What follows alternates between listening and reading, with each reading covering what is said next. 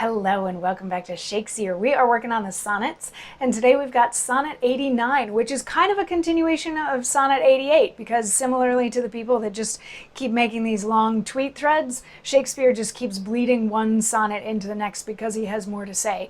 And in yesterday's sonnet, he was like, if the two of us get into a fight ever, or if there's ever a disagreement, I'm taking your side because you are likely right, and you know, there's no reason for me to defend myself when you're in the right. And in Sonnet 89, he continues on to say that thou didst forsake me for some fault, and I will comment upon that offense.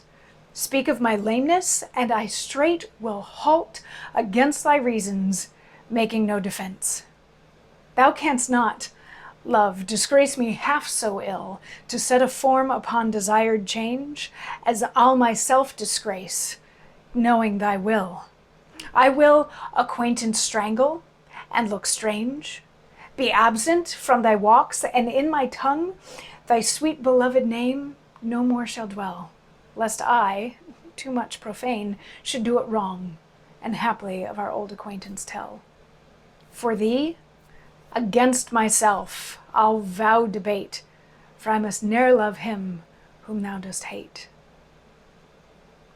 So this is another one wherein he's saying, you know, tell me whatever it is that I did wrong, and I'll agree with you. I'm not even going to try to defend myself. And he goes on to say, there's nothing that you could do to me that I'm not already going to do to myself. I will distance myself from you. I will not even allow myself to say your name anymore, because if I do, then that might hint to somebody else that we were acquainted once, and I know that we shouldn't, because if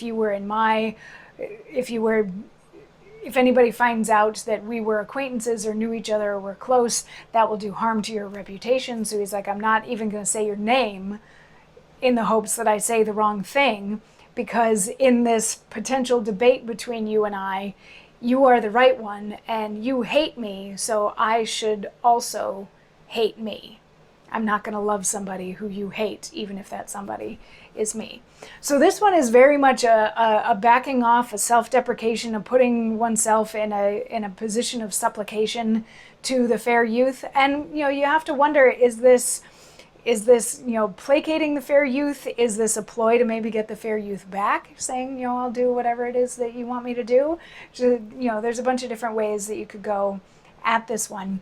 But I personally find this one a little bit interesting, just because a lot of the other sonnets are very sort of strict in the quatrains. These 4 lines say something, these 4 lines say something, these 4 lines maybe switch it up a bit, and then the last 2 lines are a bit of a punchline. But in this one, it feels like there's a break in between lines 7 and 8, and 8 and 9 sort of bleed into each other. So just a little bit of a different structure, mixing up the structure, even though it is still 14 iambic pentameter lines, just sort of messing with how he allocates those lines to the various points that he needs to make. But anyway, that's Sonnet 89. I'll see you tomorrow for 90. Mwah.